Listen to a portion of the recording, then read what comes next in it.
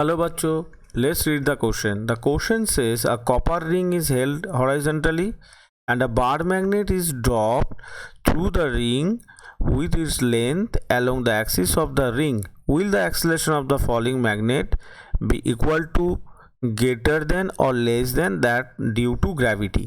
Okay so हम मान लेते हैं यहाँ पे एक हॉरिजॉन्टल रिंग ऐसे रखा हुआ है और एक मैग्नेट ऊपर से हम नीचे की तरफ फेंक रहे हैं इस तरह से।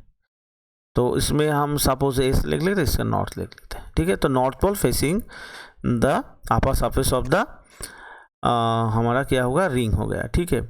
तो अकॉर्डिंग टू लेंज लॉ क्या होगा, अकॉर्डिंग टू लेंज लॉ हम क्या कह सकते हैं, the Lenz law states that the induced current always tend to oppose the cause which produced it.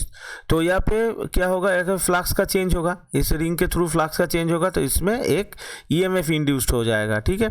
तो ये ईएमएफ क्या करेगा, इसको रोकने का कोशिश करेगा। इसका मतलब अगर हम नॉर्थ पोल को इस डायरेक्शन में फेंकते हैं तो क्या होगा, यहाँ पे भी एक नॉर्थ पोल इंड्यूस्ड हो जाएगा और इसको अपोज करेगा।